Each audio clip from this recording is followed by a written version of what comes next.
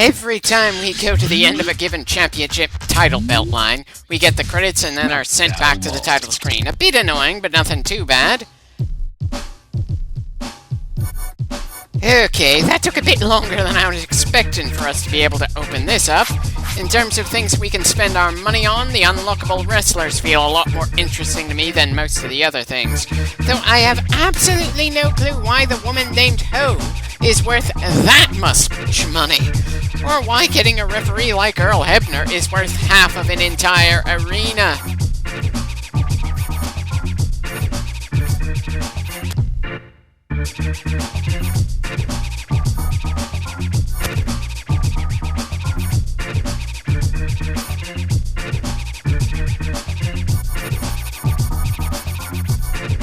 Right, definitely not a hell of a lot to buy around here, but the prices certainly mean we'd have to do quite a few championship runs to get it all. That said, let's get back to it and see how well we can defend China's new title. It's cooking. It's cooking.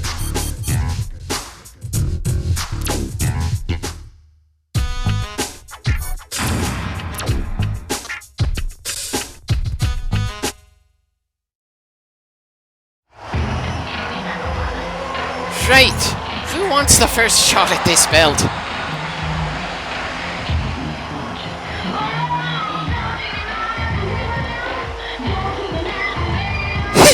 Well, the Queen of North American Wrestling.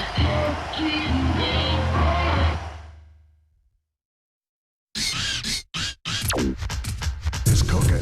Right, so our first opponent is another lady I don't remember all that well. Apparently, her husband was Goldust, one of the stranger gimmicks from back then. I never really knew how to react to Goldust, really. I didn't like or dislike him. He was just pretty weird and certainly stood out from the rest of the roster. Sometimes, that is the absolute best thing you really can do, stand out and stick in people's memories. I certainly didn't have anything against a guy who seemed to be openly gay, or at least portrayed someone being openly gay, being a top superstar. He certainly played the role to perfection, to the point that some people who didn't generally watch wrestling started sending complaints about the character, and Goldust ended up getting dropped down the card, essentially stopping a possible feud between Goldust and Austin before it could happen. I honestly think that would have been a fun thing to watch, and could have potentially done the careers of both men some favors at the time. Still, even without it, Goldust certainly got plenty of fans behind him, and Austin essentially became the most loved superstar in the company's history. I know, I should probably talk more about the woman we're up against right now, rather than her husband, but it's not like she had a very illustrious career outside of managing. She never won the women's title, though apparently she technically won the hardcore title. It was a comedy spot that started with another girl, Jackie, who was pretty muscular looking, knocking the current hardcore champ out, then trying to pin him. Then someone else tossed her off him and tried to pin him. Then someone else showed up and started brawling with the guy who tried to pin him. That literally left Terry, who'd been interviewing the guy, as the only person around other than a referee, and she decided to just pin him. Around 5 seconds after she won the title, he woke up and pinned her to get his title back and then ran like hell. It was just a minute-long backstage mess, and according to the announcers, the highlight of it was when Terry's panties were showing. Easy enough to find on YouTube, but not exactly something that sticks with you decades later. And with comedy stuff like that, it's no wonder the Hardcore Championship was eventually retired. Still, I'm pretty sure we're going to go for that one as soon as I'm done with the women's title here, even if that one was more openly treated like a joke than the women's title. The women's title felt like a joke at the time because back then there weren't too many solid women wrestlers on the roster, and they mostly just focus on how attractive the women were. The hardcore title felt like a joke because the whole gimmick behind it, that a match could start at any time and the only rule was to have a referee nearby to count the pin or accept the submission, was way too loose. Even if the rules are arbitrary, you need some in order to give things some measure of structure to them.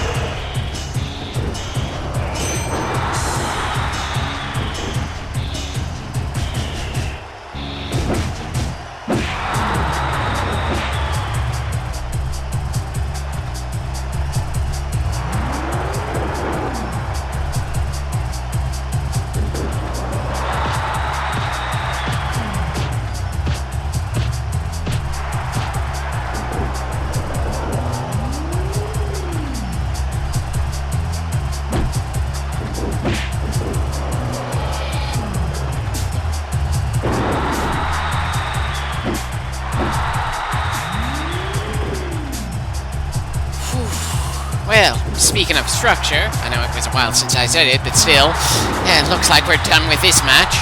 She gave us a better fight than I was expecting, but it was still pretty one-sided in our favor. Never really felt worried how it would go, so again, we have to wonder who's next. And great, now I'm imagining Goldberg showing up and just spearing China, because his thing really was as simple as who's next, as he tore through opponent after opponent.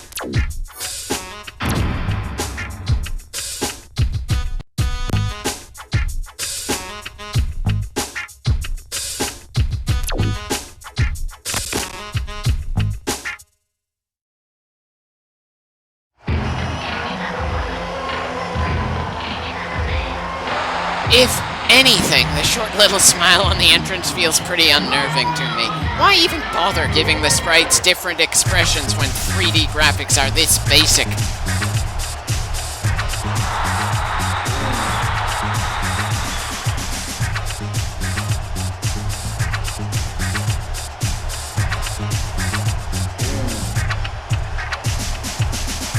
Ivory, we've beaten you twice already. Once in a one-on-one and once in a triple threat.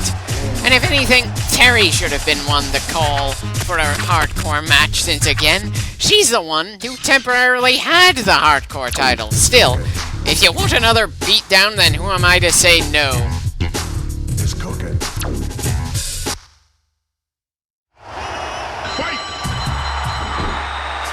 Okay, why didn't that running elbow connect? I'm pretty sure the attacks to the crotch have a more forgiving hitbox than that. Her foot literally phased right through us. It's probably unfair to bitch about the hit detection, but this is primarily a fighting game. That sort of thing is pretty damn critical.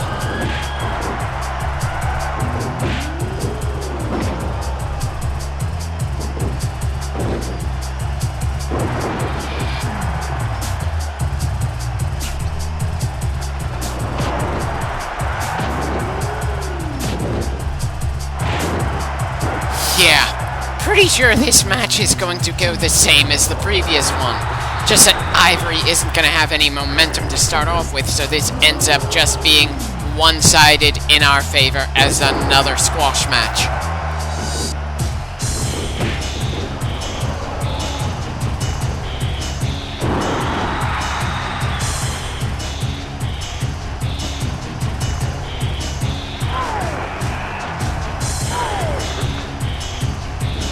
Why is it when we're typically doing a submission move, the enemy shifts towards the rope even if it doesn't make sense?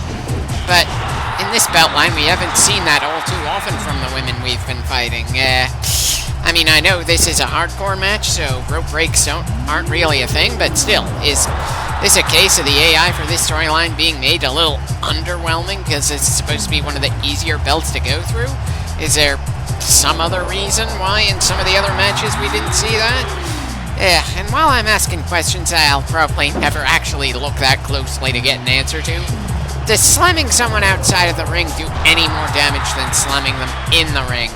Considering the game doesn't have anything to show how damage accumulates and by how much with each attack, I would probably have to outright look into the code of the game to get an answer to that, since with the tools we have, it is just not observable here.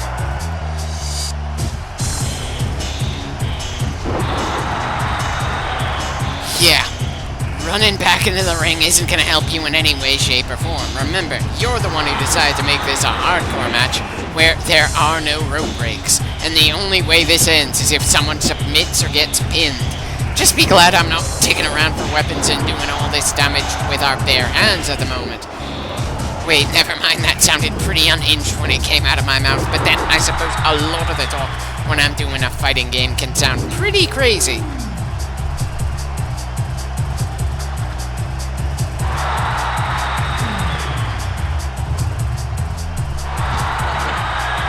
And apparently I decide to grab a weapon as my opponent makes a suicide dive, more for the sake of changing things up than needing an equalizer of any kind.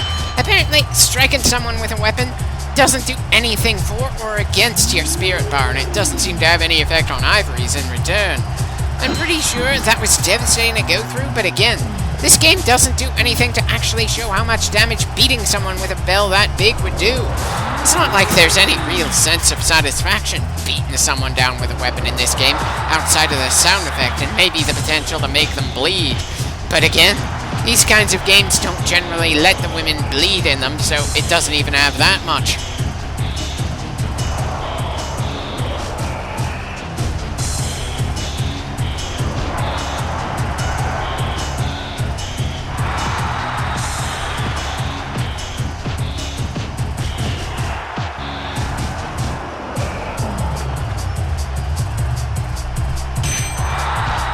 Great.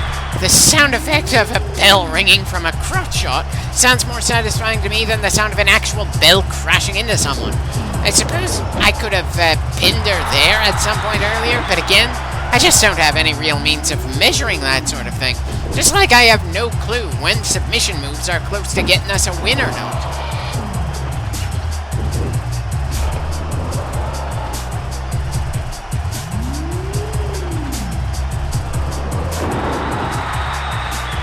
Well, I'm pretty sure a suplex from the top rope should be enough for a pin, so I have no clue why I didn't go for one. Maybe I was just curious to see if we were going to get a tap out after the sheer beating she has taken so far.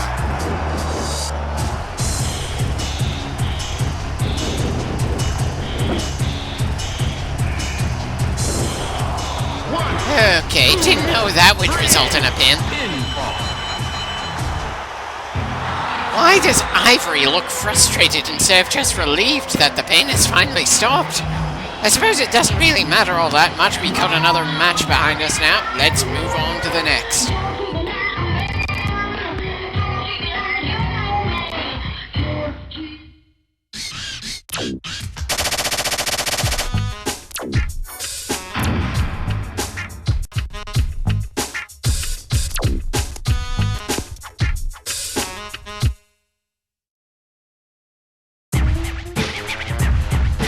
I'm pretty sure that's supposed to be Lita, but I could be wrong since the sprite didn't really seem to do her all that much justice.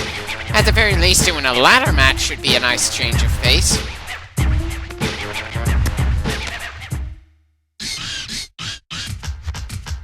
Bloodshed might be allowed on the rules, but they aren't allowed on the sprites in this match, so that doesn't really matter.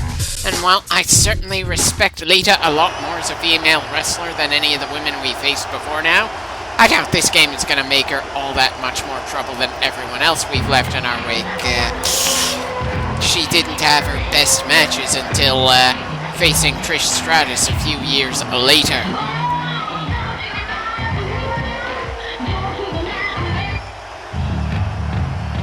Huh. Nice to know that Lita has the Hardy Boys theme behind her instead of the generic women's theme of the game, but I'm pretty sure by this point she had her own individual theme. Bit awkward though that the limited Titantron didn't really show her at all here. Just a very blurry Matt and Jeff.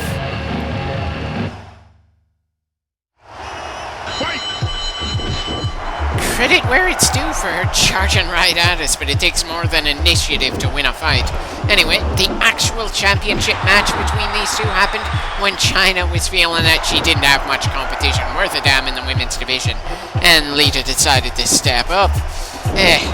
Kind of wish things were more heated between the two on the lead up to the match, and there was certainly a hint that things could get more heated when China chose not to tag in when the pair were tagged together not too long before their big match at Judgment Day.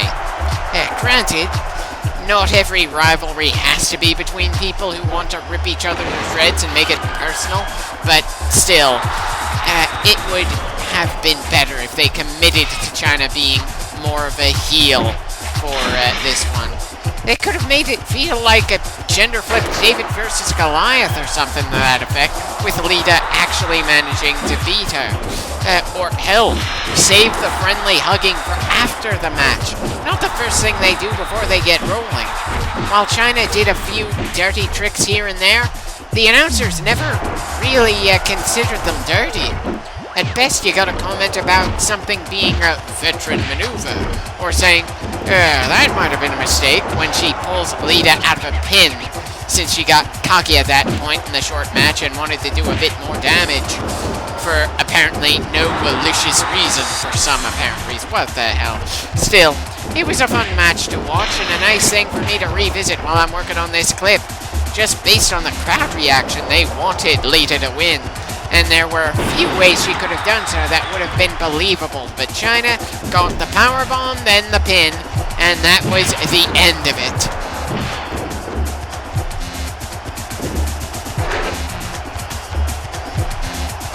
Well, she's certainly not staying down long enough for me to start climbing, that's for sure. And considering how I fight, I don't have a lot of room to complain about China's honor in her live matches. That's for sure. I am just relentless.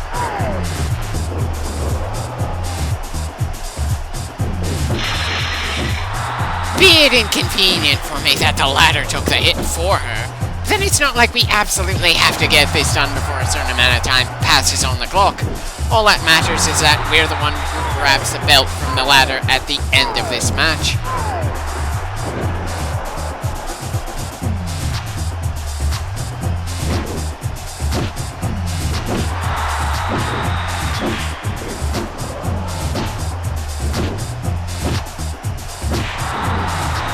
Well, she's certainly doing a good job of keeping us from getting things done easily, that's for sure.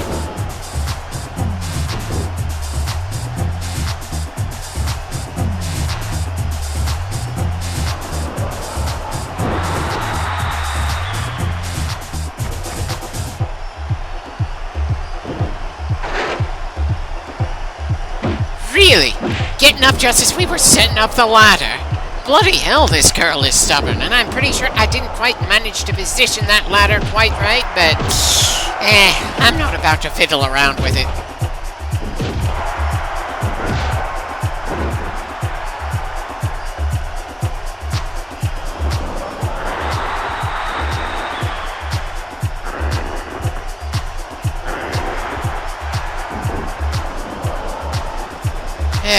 Guess I'm planning on using a powerbomb or two to make sure she doesn't try to stop us as we climb the ladder. At the very least, it's a solid way to ensure we get the job done.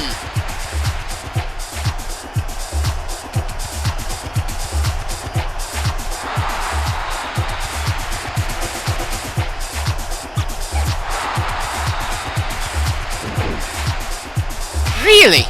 She was getting up while we were working on the belt there? Would a second powerbomb have kept her down longer?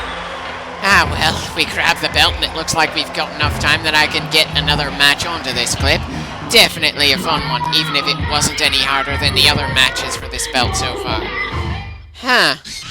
And apparently a ladder match is worth an extra $100 compared to the other matches we've done in this belt so far. Not that I'm writing down how much money each type of match gets us.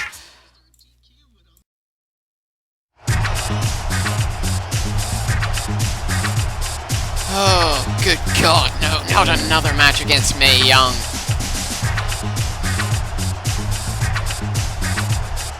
Well, we still haven't fought Trish yet, though I suppose she's still very much a rookie and hasn't hit her stride so far. There are probably other women on the roster right now that we haven't fought either. And again, Mae Young is coming to the ring in very much not ring-appropriate attire, despite the fact that she should damn well know better. Not that the bathing suit was all that much better than the granny sweater getup, especially since she wears high heels for both. Still, given the fact that we faced this woman before, and I just feel guilty fighting her compared to Ivory, I doubt there's going to be anything in this particular match that's worthwhile here, so I'm just going to fast forward. Sorry about that.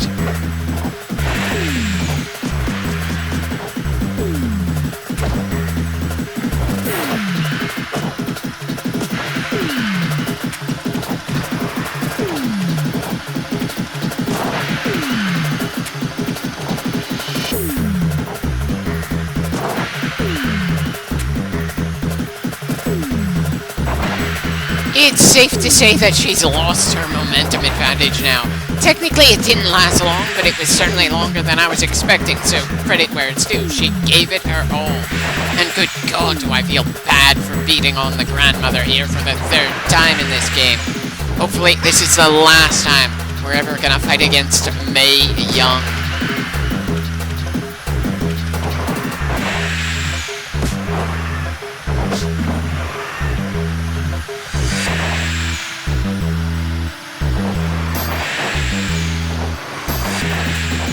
Two crotch shots in a row on a woman who is definitely too old to have babies anymore. Anyway, I definitely don't know how to feel about that.